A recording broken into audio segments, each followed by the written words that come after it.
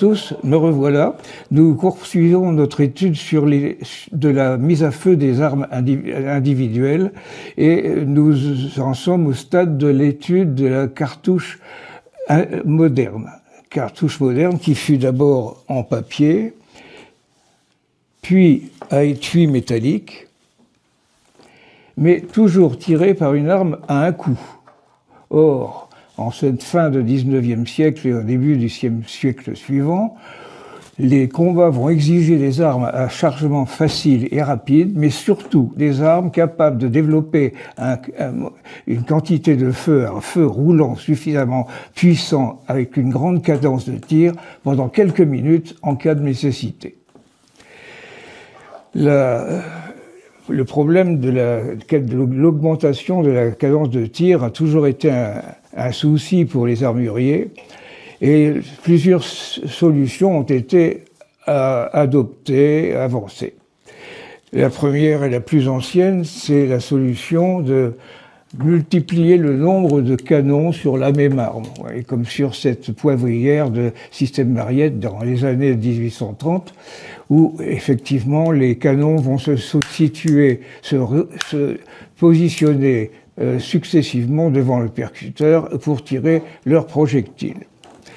Et puis, une autre solution qui est arrivée plus tard et qui actuellement est toujours utilisée de notre jour, c'est le système le revolver qui présente une grande quantité de coups différents. Celui-ci est une arme à 12 coups qui est déjà donc quelque chose d'important et qui va donc permettre de tirer les 12 coups successivement. C'est le revolver de type chaîneux, de type le faucheux. Alors, ces deux systèmes sont des systèmes qui répondent très exactement au concept de la répétition. La répétition, une arme à répétition, est une arme qui est capable de tirer plusieurs coups successivement sans avoir besoin d'être rechargée. D'ailleurs, ce principe a été difficilement adopté par notre état-major français pour des raisons diverses, en particulier la récurrente crainte de gaspillage des munitions. Et donc, pourtant, l'occasion nous avons été donnée facilement au cours de la guerre de 70 contre les Prussiens, qui avaient, en utilisant sur le champ de bataille des armes américaines achetées par le gouvernement de la Défense nationale, qui étaient des carabines Spencer et des carabines Winchester 1866. Alors, c'est ce type d'arme qui était dans les mains des soldats de l'Union. Voici la carabine Spencer en question. C'est une carabine qui présente donc dans sa crosse un logement, qui va présenter dans sa crosse un logement, voyez-vous, comme ça. Je vous le situe bien pour que vous bien voyez ce dispositif. Et donc, ce logement va donc être activé par un système à ressort que voici. Donc, c'est dans un étui métallique où se retrouve un ressort à spirale qui pousse un bouton poussoir et qui va donc propulser les cartouches qui sont dans la réserve vers la chambre de tir. Alors vous voyez, c'est quelque chose. Alors plus on imaginez que ceci soit une cartouche, les cartouches vont donc être qui sont déjà en position dans la chambre, dans la crosse, vont comprimer le ressort à spirale qui va donc propulser les cartouches une à une dans la chambre de tir. Alors le système est assez simple finalement. On va donc charger la carabine Spencer avec 7 cartouches, 7, 2, 3, 7. Puis on va donc insérer le système de poussoir que l'on verrouille. Voilà. Et donc les cartouches vont comprimer bien sûr le ressort en spirale qu'on a vu. Et on va donc, le principe est celui-ci, on arme le chien. Une cartouche vient d'être introduite dans la chambre de tir. Le coup part.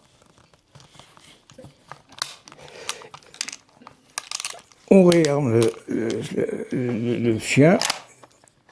Une deuxième cartouche vient d'être réintroduite dans la chambre de tir et l'on tire à nouveau jusqu'à épuisement de la réserve de cartouches. Alors cette carabine était dans les mains des soldats de l'Union, c'est-à-dire du Nord, et donc pendant la guerre civile américaine. Seulement, c'était des armes qui étaient difficiles d'emploi pour des Français qui n'étaient pas entraînés à son emploi. Aussi bien, pour cela, dans l'état-major français de l'armée de terre va se contenter de remplacer le chasse-peau par un fusil gras. Le fusil gras 1874, mais ça reste quand même un fusil à un coup. C'est un fusil très honnête, très correct, qui fait donc la possibilité une bonne défense. Voilà. C'est le fusil 74, mais ça reste quand même une arme à écou pour des combats qui sont quand même plus modernes et qui mériteraient mieux. Alors, la marine française, la Royale, de son côté, avait conservé le chasse-peau, mais n'avait pas envie de le remplacer par le fusil gras. Et finalement, elle a quand même été obligée à le faire parce qu'elle va être confrontée à des nouvelles conditions de combat en mer. Ces nouvelles conditions sont dictées par l'apparition d'un nouveau bateau, d'un nouveau navire, qui est le torpilleur. Le torpilleur qui est donc un petit bâtiment rapide, extrêmement maniable, capable donc de s'approcher des bateaux de haut bord et y positionner une charge d'explosifs sur la coque et pour le désemparer. Alors évidemment, ces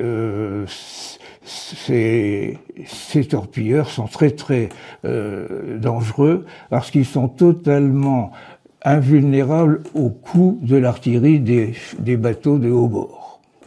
Alors pour défendre le navire, il fallait donc quelque chose de puissant, donc un feu roulant, très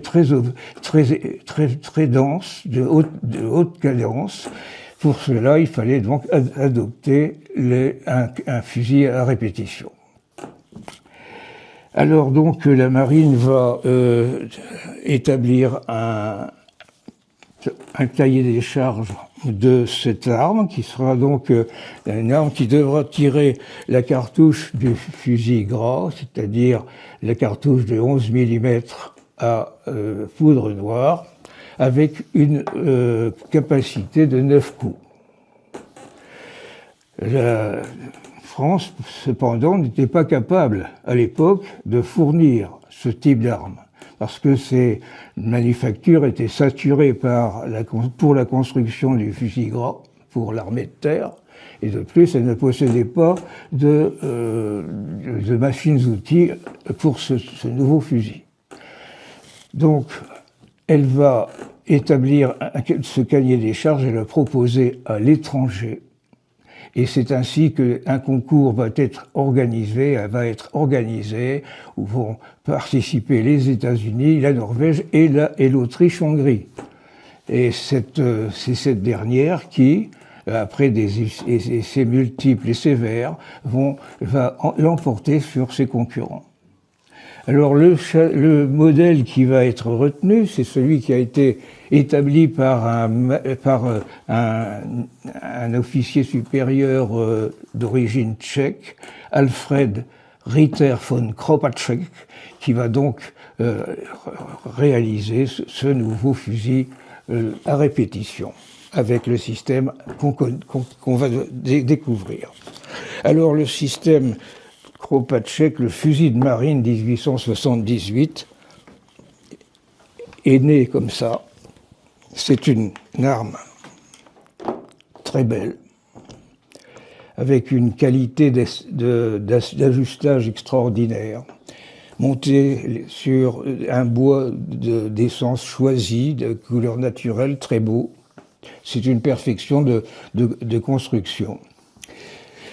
C'est un fusil qui donc reprend les 3 garnitures habituelles d'antan par rapport au fusil gras qui n'en avait déjà plus que 2, embouchoir, grenadière et capucine, avec donc cet ensemble qui est donc marqué sur la boîte de culasse, manufacture de Monsieur de Vergne. Joseph Vergne était le directeur de la manufacture de Steyr, S-T-E-Y-R, en Haute-Autriche, et il est indiqué donc manufacture de Monsieur de Vergne, marine, modèle 1878, Steyr, Autriche en cursive, en français s'il vous plaît. Donc c'est vraiment une très très belle arme qui a été faite pour la marine. Sur le canon, il est marqué STEIR 1879 pour la Steyr et l'année de fabrication. Alors ce fusil est resté à la finition poli blanc parce que dans la marine, contrairement à l'unité de terre, la marine, l'entretien des armes incombe aux armuriers du bord et pas aux fusiliers marins dits à l'infanterie de marine. Et ces armuriers du bord nettoient et polissent quotidiennement toutes ces armes du bord pour les garder dans un état comme ça. Les autres poinçons sont évidemment habituels et il y a sur toutes les pièces métalliques le K majuscule. Le K majuscule pour Kropatschek, c'est le seul hommage qu'on ait pu faire à l'initiateur de l'arme. Le fusil Kropatschek ne possède pas de baguette individuelle, mais une baguette indépendante, qui est donc une baguette en 3 tronçons qui se vissent en bout à bout, et qui est délivrée à raison d'une baguette pour 20 fusils. Elle est donc totalement indépendante et ne reste à bord. Donc on n'a pas ces baguettes, c'est normal. Alors ce système de Kropatschek à répétition, j'ai envie de vous l'expliquer un petit peu, parce qu'il est un peu complexe quand même, j'ai envie de vous l'expliquer en démontant un petit peu le fusil de marine modèle 78.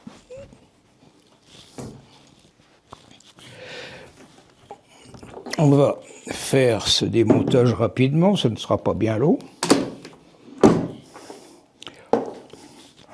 Avec bien sûr le tournevis réglementaire modèle 1874 du fusil gras qui servira aussi après au fusil Lebel et puis même au Berthier, etc. Et donc pour démonter cette arme, il faut effectivement prendre son temps. Le tournevis doit être choisi, ça c'est un conseil d'armurier si on peut dire. Ce tournevis doit être choisi en fonction de la tête de vis que l'on veut traiter, pour surtout ne pas l'abîmer, ne pas la rayer, ni rayer les pièces métalliques. Parce que des armes de cette qualité, disons, et de cette rareté, sont quand même doivent être bien conservées et bien traitées. Voilà donc ici ces 2 vis qui ont l'embouchoir est toujours très serré, ce qui présente la précision de réalisation de ces pièces. Voilà. Là, nous avons déjà réussi à le démonter comme ça. Et maintenant, nous allons donc séparer les deux parties. Et c'est là que nous allons voir le secret de notre fusil à répétition. Voilà. Alors, il apparaît tout de suite que ce fusil est constitué de deux tubes superposés. Le premier en haut en supérieur est en acier, c'est le canon, et le tube inférieur, lui, c'est le réservoir linéaire qui va contenir les cartouches du fusil grand. Alors je me suis permis de réaliser une petite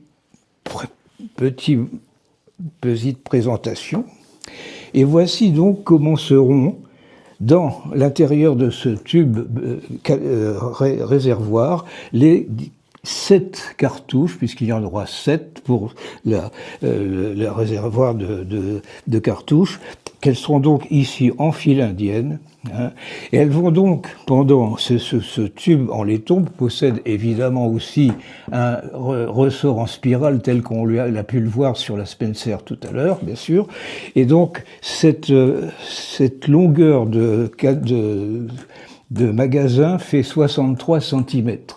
Cette longueur de 7 cartouches en file indienne fait 53 cm. Donc on conçoit très bien que lorsqu'on aura inséré toutes ces cartouches, il restera 10 cm de compression du ressort à spirale qui va donc jouer son rôle de propulsion des cartouches vers la chambre de tir. Alors donc ce système est assez intéressant, et donc sous ce boîtier amovible se trouve, regardez bien, l'élément essentiel du système à répétition Kropatschek. Il s'agit d'un objet basculant, d'un objet transporteur qui peut adopter une position basse, et à ce moment-là, bien sûr, il dégage l'entrée du tube magasin qui va, avec son ressort spirale, introduire une cartouche dans sa position basse. Puis, il peut également aussi avoir la position haute, menant la cartouche en question au niveau de la chambre de tir. Ce rôle d'ascenseur est donc absolument engendré par la manipulation de la culasse mobile. Alors, voilà donc ce système. Maintenant, on a bien compris comment ça marche, et on va voir comment il serait possible de le voir au combat. Nous allons donc refaire la manipulation inverse, qui ne sera pas plus longue que la première d'ailleurs. Voilà. On remet la vis de culasse. Il faut quand même faire attention parce que ça risque de la même façon avec le fameux tournevis réglementaire. Alors donc ce fusil va être doté chaque fusilier marin va avoir 90 coups. Et ces 90 coups seront d'ailleurs donnés par des boîtes de 6, ou bien par des boîtes de 10. C'est la firme Gévelot qui donne ces boîtes de 10 cartouches, puisque en fait Gévelot est une maison d'armurerie qui va être en sous-traitance permanente de l'armée. Quand l'armée n'avait pas assez de possibilités de faire des cartouches, Gévelot faisait les cartouches avec de ce type-là. Alors donc, voilà donc la capucine qui reprend sa place.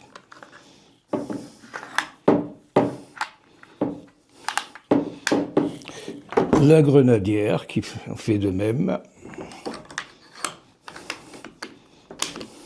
Et l'embouchoir, qui est un embouchoir particulier. C'est la première fois que nous avons un embouchoir de ce type-là.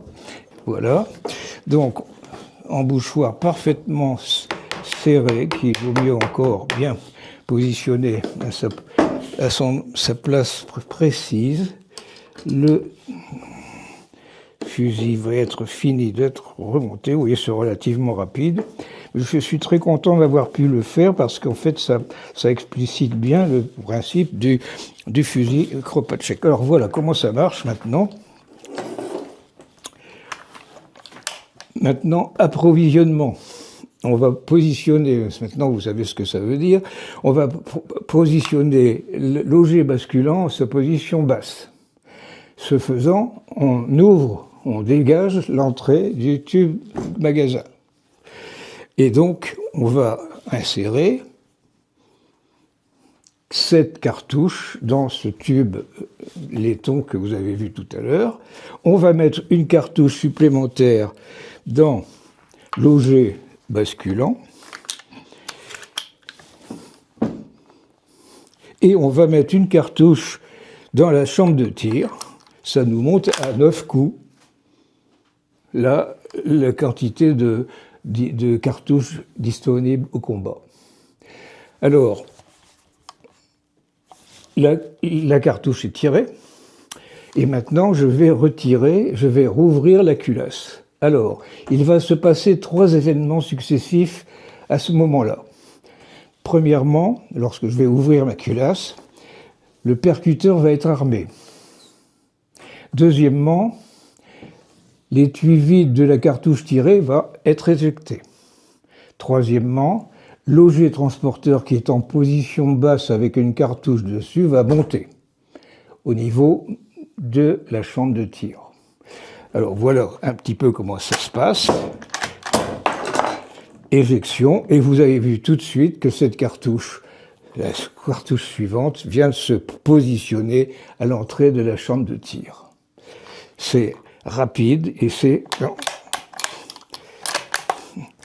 Je referme la culasse, je referme la culasse et je la reverrouille, et à ce moment-là, la cartouche suivante est introduite dans la chambre de tir et l'auget basculant et s'abaisse et va recevoir une cartouche de la part du magasin en laiton grâce au ressort spirale qu'on connaît.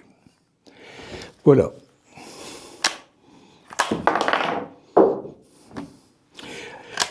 Alors, vous allez me dire, je le sens.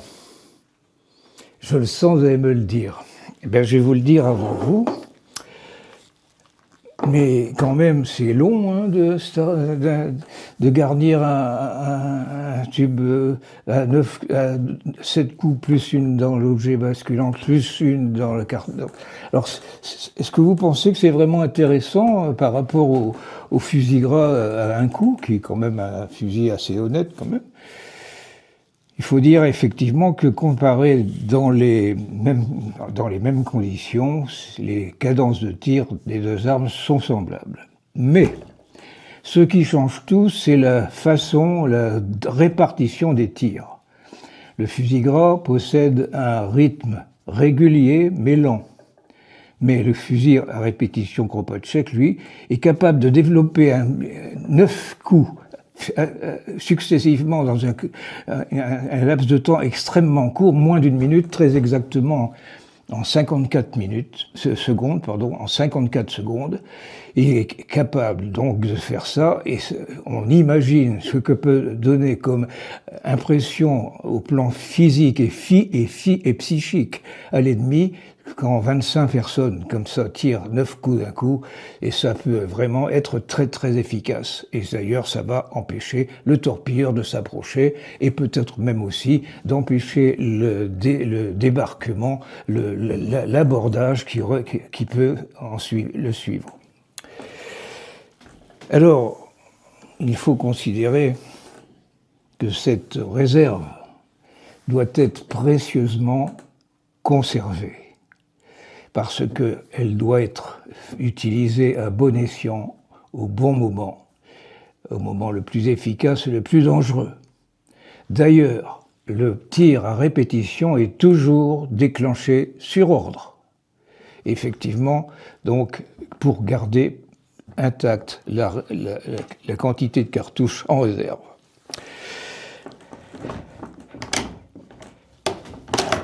Alors, vous avez certainement remarqué, certainement, qu'il y a ici, sur la partie droite de la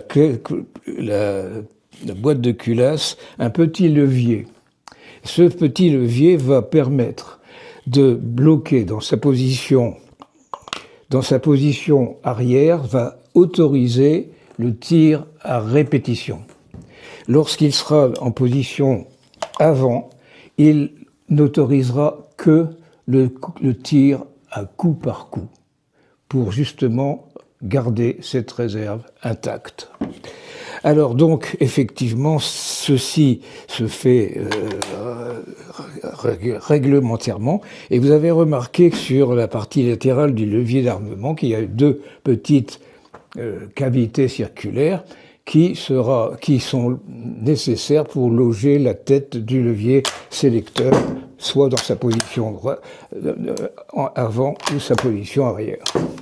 Chose qui ne sera plus, qu'on ne verra plus sur le fusil suivant, le fusil Lebel. Alors voici donc tout ce qu'on peut dire sur cette magnifique arme de combat de la marine, de l'infanterie de marine. Disons que ces armes-là vont être le fidèle compagnon de nos fusiliers marins. Ces fusils sont d'une grande rareté parce qu'ils ont été fabriqués en petite quantité, quelques milliers, et en plus de ça, ils ont été vendus dans leur totalité, pratiquement dans leur totalité, aux Russes en 1915. C'est pour ça pratiquement on ne les trouve plus en France, ni même en Europe. C'est extraordinaire d'avoir ça. D'ailleurs, ils ressortiront en 1914, je vous dirai pourquoi, dans une autre vidéo, et que nous aurons le plaisir de voir ensemble.